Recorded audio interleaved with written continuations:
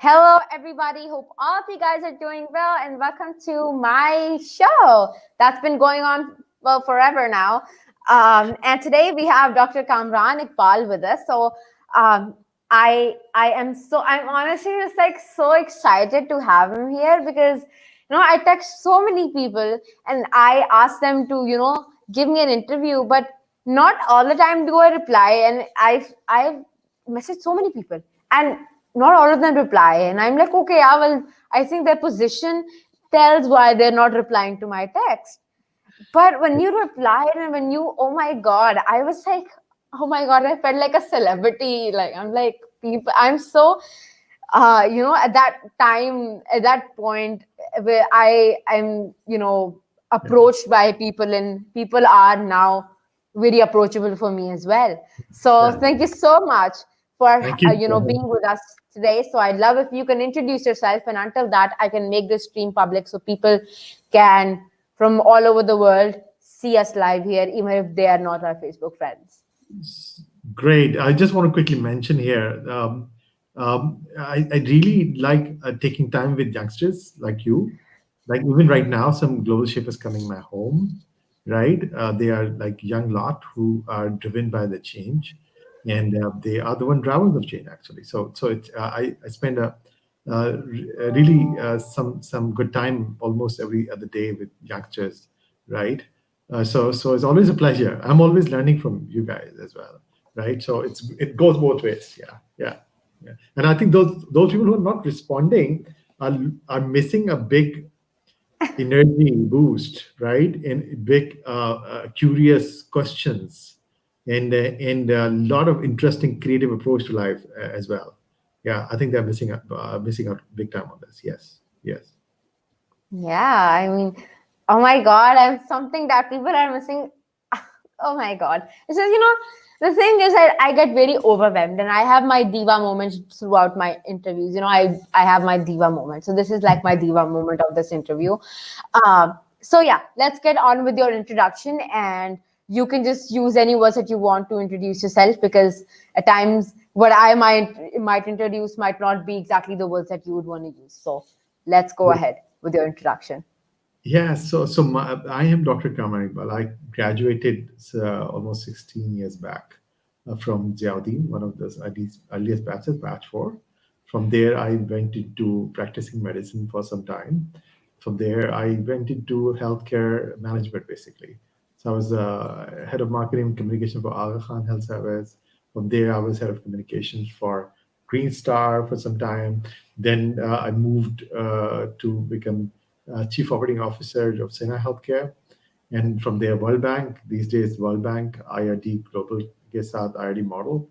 And third thing that I'm doing is consultancy with IFC, International Finance Corporation, as well as there's some COVID-related response plan. That's what's going on. Yes. Yeah. So, you made it sound like very easy. So, like, this is what happened. So, from like a CEO of like something else, a CEO of the World Bank. No, Now, no, I'm not the CEO of the World Bank. I was the oh, CEO see, of Sena Healthcare. Yeah. okay. Now I understand it, because you just said me, and I'm like, Yeah. oh my God, right? So okay, so let's like really really get it from like the start. Where were you born, and how was your early childhood? How was it, growing up? So I was born in Karachi, right? We used to live in Gulshan area initially. Then in 1990s, we moved to DH phase one. Between that movement, there was a very important part of the childhood in near Cosmopolitan Colony, near the Mazar-e area, right? And was my childhood. And then 1997 was my teenage years, and then phase one defense, and so on and so forth. My childhood was actually very interesting because Mm-hmm. my father was a very disciplined person, right? Yeah, somebody's here. So Yeah. why don't you stay engaged with the audience? I'll just quickly check who's there on the door. NP, not no problem. Correct. Okay. So, guys, now the thing is, and this is a moment where I really want to say something. to all of you guys that are watching. First, please ask questions because I'm going to run out of things to say, which is very rarely, but I need to make sense of what I'm saying. So please ask questions, drop comments. Now, one thing that I want to take this opportunity to just say, please guys, send me feedback. Now I've been doing, it's been so many interviews, right? It's like I started the series of interviews and well, it went on for like ever 500 interviews, guys. Yeah. Yeah. So, yeah, you're back. Great. You were Thank saying. you. Thank you for your patience. So ये मैं आता जाता रहूँगा. So that's all. I hope that's No okay. problem.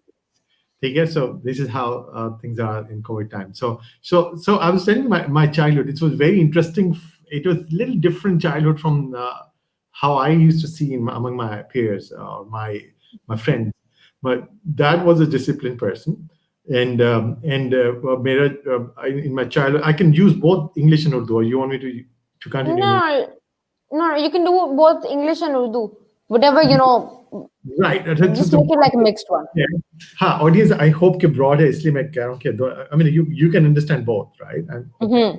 yeah ठीक है so बड़ा interesting childhood था हमारा so but तो मेरे अब्बा जो थे काफी disciplined आदमी थे हम 5 बहन भाई मैं सबसे second last number था so हम 3 भाई 2 बहनें right मुझे मिला के so हमारा daily हमारी कॉपी बनी हुई होती थी जिसमें सबके काम लिखे हुए होते थे इसको मैंने चूंकि मेरे अब्बा उर्दू में हर चीज लिखते थे तो उसमें लिखा था याददाश्त लाइक टू डू लिस्ट ठीक है और सबके काम लिखा था जेब खर्ची जब मिलती थी जब वो हम काम कर लेते थे ठीक है राइट और शाम में मिलती थी तो हम लोग चले जाते थे मेरी ड्यूटी लॉट थी असाइन हुई थी मेरी ड्यूटीज एवरी डे मेरे घर उस जमाने में इंटरनेट नहीं था मोबाइल फोन नहीं था ठीक है I am talking about way back 80s mid 80s to late 80s to early 90s की बात कर रहा हूँ मैं ठीक है in fact mid 80s to mid 90s की बात कर रहा हूँ to be very specific so मेरा काम ये था कि सुबह उठता हूँ उठने के बाद मुंह हाथ धोने के बाद सबसे पहले नाश्ता सब साथ करते थे which was a part of discipline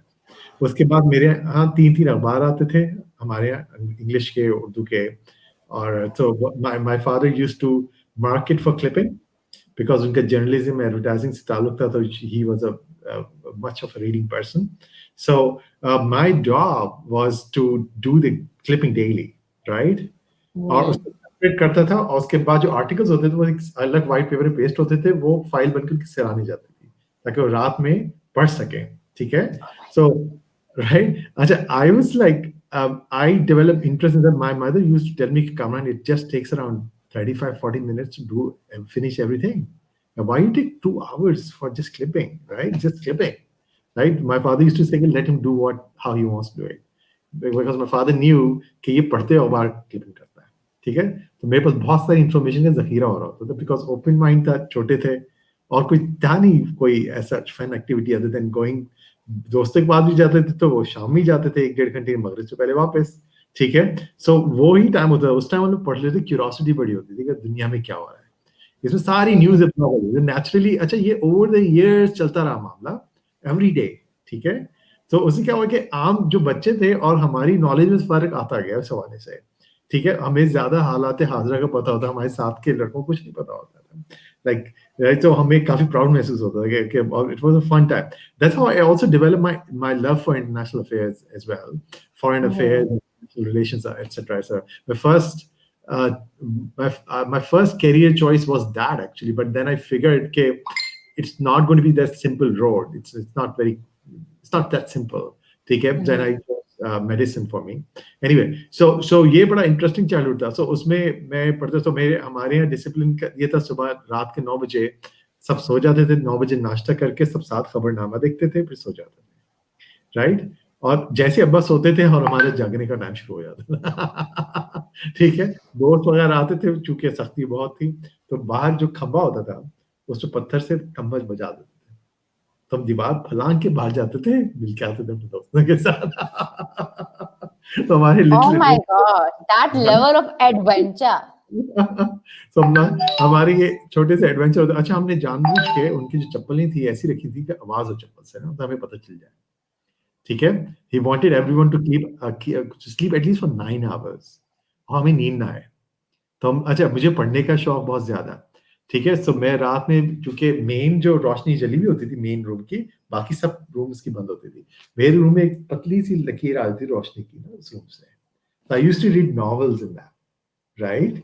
ठीक है। जैसे उनके चप्पल की आवाज आती, I used to run and he said hide myself and sleep before my Oh father my could, God. you know? I mean, that's so interesting. I have a disciplinary father as well, but Yeah. that level of discipline is very rare to find.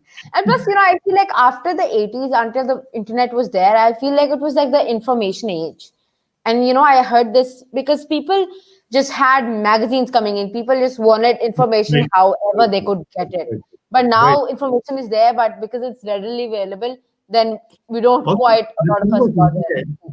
जो हमारी जो generation थी और हमारे साथ के फौरन जो बड़ी हो रही थी जनरेशन, उनके साथ बड़ा इंटरेस्टिंग था। वो उनके पेरेंट और वो जनरेशन एक साथ इंटरनेट में का एक्सपीरियंस किया उन्होंने। There was this generation who Hmm. experienced internet, telephone, sorry, internet, mobile phone, and mobile internet together actually. So their exposure and their exposure कह लें या एक साथ हुआ। सो बड़ी कंफ्यूज जनरेशन थी वो कि हैंडल कैसे Hmm. करनी थी सारी इंफॉर्मेशन को। लाइक कंप्यूटर नया, लैपटॉप्स नए, राइट? अचानक से बहुत सारी चीजें अचानक से आना शुरू हो गई, तो they could like number of them couldn't like adopt actually, number of them did as a matter of fact. मगर वो एक जनरेशन ऐसी है जिसमें बड़े और छोटे एक साथ एक्सपोज हुए हैं इंटरनेट और टेक्नोलॉजी के साथ। तो बड़ा इंटरेस्टिंग दौर Yeah. तक बता दें क्या करना क्या है, ठीक है, कंट्रोल कैसे करना है, चीजें कैसे चलानी है, you know? Yeah, and and just when you said, the ek saath aaya, to I'm like, oh my God, that tells why my dad and my, Dadabu have almost the same level. Because Okay. my Dada, I mean, he's searching on YouTube all the time. He's Googling Right. stuff, he's searching with voice search. So he's a very techie guy. I Okay. think, yeah. Okay. So and one thing now I really want to ask you is how and why Yeah. medicine was like the thing, because at times medical students are stereotyped because they're thought of always being forced into medicine. So Yeah. how was the thing with you? My father did not want me to go into medicine, by the way. He wanted Oh me to my go God. into IT field. He used to tell me that why would be literally hanging out every day with sick people, right? But you have many other choice, right? Mhm. And I could totally understand. He that was out of fear, that as if my kids shouldn't contract any disease, right? And now that in the time of pandemic, I can relate to it even more when I fear Mhm. my kids getting exposed in their school time. And despite their schools are opening on 1st of Feb, I'm concerned I probably may not send them to school, right? And I totally relate to why he was concerned, right? Because we don't know how disease thing would shape up. So he was not really much in favor, but he had given us a lot of independence to choose how we wanted. He said, okay, what matters most is are you a good person or not? Are you a good person or not? Regardless of what profession you choose. If you're a good person, no matter what profession you choose, you will be good in this. Because so it person comes, a person precedes or comes before the profession, and your profession doesn't define you. You define what your profession. It all depends on you. So कोई उतनी सख्ती नहीं थी कि IT में जाना है, या उन्होंने रेकमेंड ये किया था। मेरा अभी भी आईटी में इंटरेस्ट रहा है, ठीक है। मैंने अपना स्टार्टअप भी रन किया था 3 साल, अभी भी इत्तेफाक से कोविड-19 की टेक्नोलॉजी एलिमेंट पे भी काम कर रहा हूँ साथ साथ। सो इंटरेस्ट तो है उस साइड पे, बट मैं आई एंटर्ड, एक और वजह थी हेल्थ केयर में आने की, जो कि बहुत फनी वजह थी, right? Which was I was very bad with maths. Mathematics was the subject I was very bad in, and a part of choosing medicine was escaping anything that has to do with calculations, right? You know, Oh. yeah. So I was scared of my maths teacher when I was a kid, and he was very strict, always angry, so we had a really difficult time getting inspired of mathematics, right? So and as opposed to that, our biology teacher, she was so good, and she was so caring. She would understand, she would get down to our level of understanding, go with that, and that kind of made us really excited about biology as a subject, right? And this is Mhm. what teachers do, right? Teachers' attitude is so much important for the future career choice of students, right? all the teachers have to do is to inspire kids for certain for subject, and the inspiration is good enough to take them to help kids take on this as a career path, right? So I experienced firsthand. My math teacher wasn't as good, perhaps. He was a good person, but not everyone is destined to be a great teacher, right? And they shouldn't even try this. I believe that, right? If I'm not good with some subject, I if I'm good with some subject, not necessarily I'm a good teacher of that subject, right? You Yeah. know. Also, we did not have that awareness to really tell our parents as well. So we were more scared than anything else of that Mm. score. Yeah, and although we did tell the teacher, but back in those days we were like really minor. You know what I mean? Nobody could really Mm. give us that Yeah. kind of attention, right? So this is how it went. So I entered into my medical college but my I was very good in biology, right?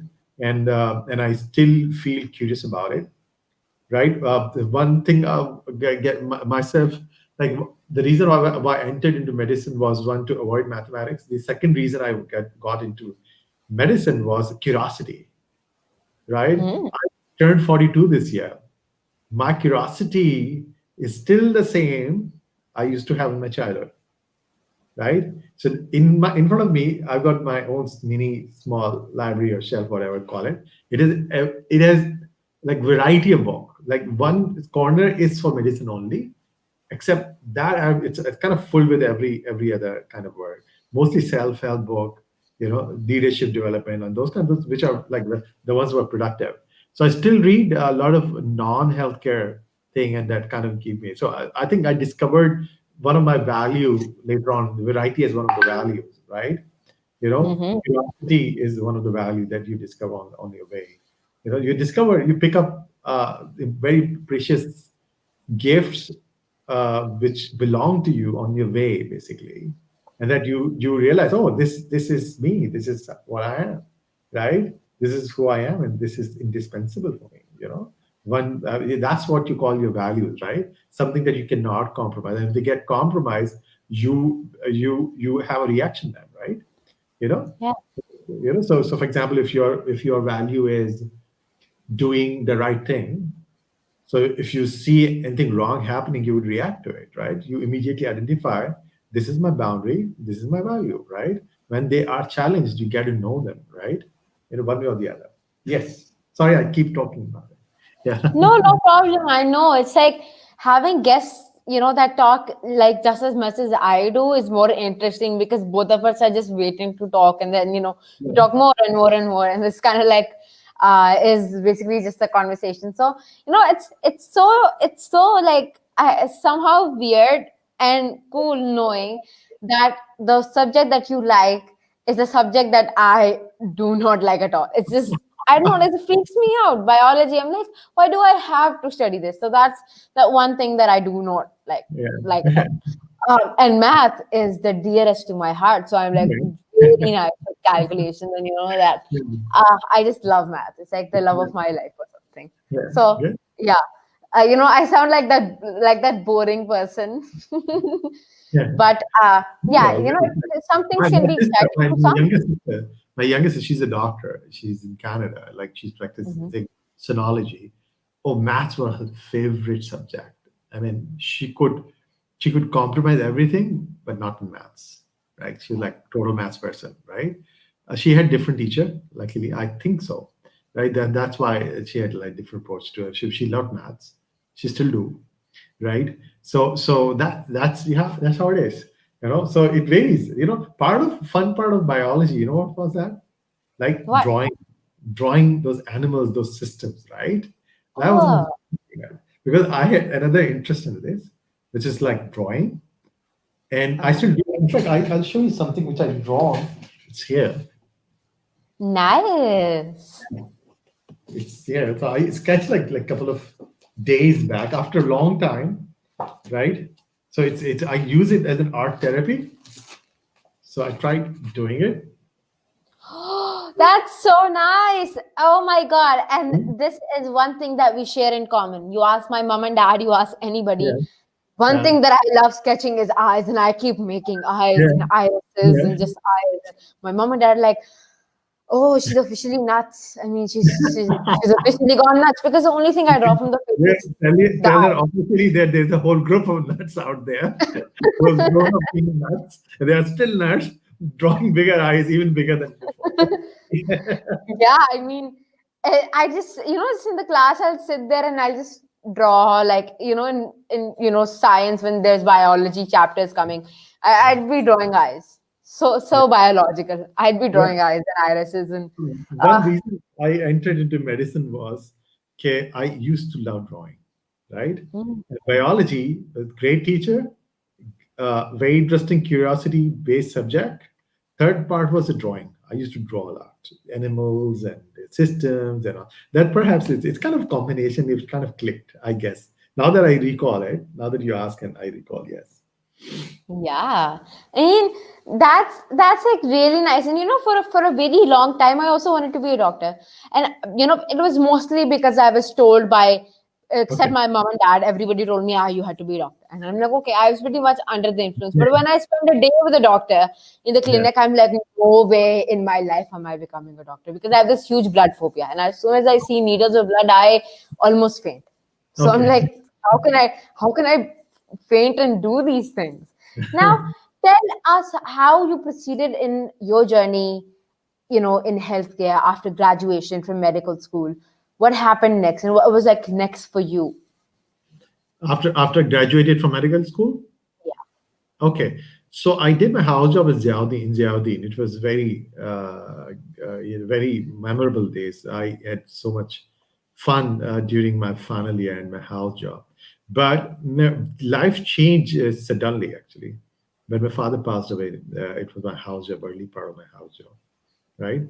And that's when he had this rare disease. It was Idofman disease, and rare because nobody could identify what was the problem. And we were like medical students, just right out of medical college. We were as clueless as anybody else in the world, right? And when my father passed, he passed away of a year long illness. Last 3 months, he had he half of the body was paralyzed because there's a mass in his on the left side of the brain, and which is because his right side was not working.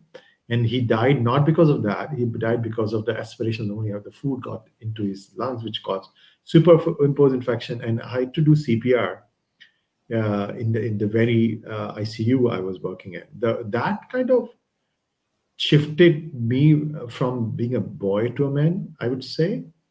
And I had a little I my trust on medicine on that day kind of shifted a bit, right? Hmm. So then after my kuch time I worked with in healthcare, then I took a break, right? There because for an idealist kind of person, I had a lot of idealism back in those days. Like I guess most of those students do, and I used to have it too, a lot of it. Okay, so for me, the medicine was not practical. I just couldn't save my dad, right? But it took me a little while to accept the reality that that's the way life is. Yeah, I mean, if this incident would not have happened, it would have happened when he was 75 years old, right? So that's what it took me a little while to get grasp the reality of life because we lived in bubble in a way, I would say, the bubble was busted, and then started the real life in that sense. So I worked in critical care, Wali Saipe's ICU, CCMS for some time. Then I made a choice. Then I had mentors, right? I'm getting a call. I have to take this call. No problem. Sure, I'm just going to quickly take Yeah, this call. no Yeah. problem. Yeah. So, guys, I was saying, and when I was last time talking to you directly, that was that I would love some feedback. The thing is that I've been interviewing like for a very long time, a year actually. It was on the 12th of January, and because I've been interviewing, I feel like, okay, guys, मुझे थोड़ा सा feedback चाहिए. Some people, and like very like rare people, they send me the feedback. Like, राहीन, आप अपनी जहाँ पे बैठते हैं वो बेहतर कर सकती हैं, आप अपनी लाइटिंग बेहतर कर सकती हैं, आप इतना हाथ ना हिलाया करें, all those sort of things that you would, as viewers, would want me to improve, because जब usually I would have my guests on, so most of them would give me at least one advice before they leave my studio. After we are, done live, we also have like a backstage chat, of course. And then, they tell me, and then I act on that advice. So the thing is that I'd love if you guys would advise me some ways or give me some feedback. And no feedback is good or bad, I feel like it is something that I love doing and something that I would want to see more improvement in. So why not, right? um, I have this connection with misdiagnosis as well, and it is and the thing is basically that when misdiagnosis happens, or the special team of medical experts, they are not able to find out the certain disease or anything that would have happened, or certain reactions that would have taken place in your body, uh, it can lead to a lot of things. When my brother, so it isn't very long ago, it's like about 3 years ago, that about actually 4, when my brother started feeling very sick. Now we were like, his stomach was getting huge, not like that fat stomach, but like abnormally huge. It was getting sweaty all the time, and he was getting cranky. He would just walk like a few steps, and he would get like all very tired. There were little signs that we noticed, and we were like, but he's a child, right? But then we go to the hospital, and we took him to a couple of places, and everybody named something else, and then started him on some medication. Then after some while, we were like, no, now this is very abnormal, because he was vomiting a lot. And it turns out when we went there and through this whole process, it turns out that he had cancer all around. So the thing is that, and Ibrahim, because he has blood cancer, my brother, blood cancer always comes at the last and the 4th stage. I mean, that's a 4th stage, because blood is all over your body. So technically that makes sense. He was the first one in our family that had cancer, like a close family, especially so young. And it was something that was just like out of the blue, because nobody I know, and God forbid, it is never on the list. But we came into a new city, a very big city, Islamabad mein aaye, or it was like everything couldn't be perfect. I was doing well in school. We had family dinners often. I lived like a few steps away from my grandpa and my aunt's house. हम उधर जाया करते थे. We would have family dinners. Everything in all aspects of life, financially, socially, emotionally, even in my like education, academically, everything couldn't be perfect. And then I feel like when reality hit me that hard, because I had to live alone in my grandpa's house, मैं वहां पे रह रही थी, अकेले रह रही थी. पहले कभी इस तरह अकेले मैं नहीं रही थी, और इतना था कि I lived there for about like 4 months consecutively. उधर ही मैंने अपने एग्जाम्स भी दिए थे. It was very hard, that kind of like life hit me. And it was for months actually that I didn't see my mom. And then it's when I did, it's like, the ICU or a hospital isn't a lovely place to meet. And I really don't want anybody to be meeting there ever. And I feel like that was actually the motivation basis of what I do now. And it is the thing that has kind of motivated me to do what I do. Because when I saw my brother when he was in the ICU, I was like, no person, no soul in this world can guarantee me any year or any time of my lifetime. Nobody can tell me कि तुम 20 साल रहोगी. Nobody can tell me कि तुम you live up to like 5 years. Nobody can tell me anything. They can't even tell about 5 seconds, guys. They can't tell anything. But I have to, and one thing that I had straight was that I have to make an impact. I have to make an impact. And if I am in the world, I have to go satisfied. And well, I feel like now what I'm doing, I've done, I've helped people, I've inspired people. Well, apparently inspired because people tell me they got inspired. So well, I'm counting them as inspired people. Uh, but what I really, really feel like is that I need to make a difference. And that I've made. It's because I started out very young. So okay. So hi Safia. We have our guest back. Hi, sorry. Hi. Yeah, Yeah. yeah, yeah. So where were we? So I was telling you. So how did I move to the management side of it? So I kind of moved from.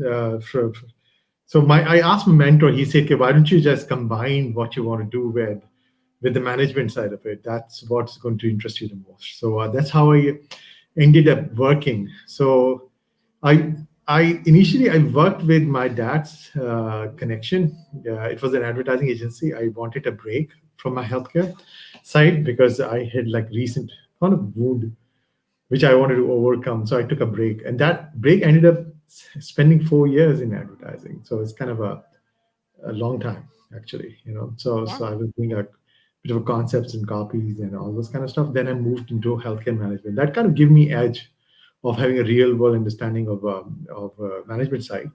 Then I worked with Aga Khan and so on and so forth. That was a turning point, and I don't regret it at all. Right, I am practicing, but 3 days a week. But these days digitally because of the COVID.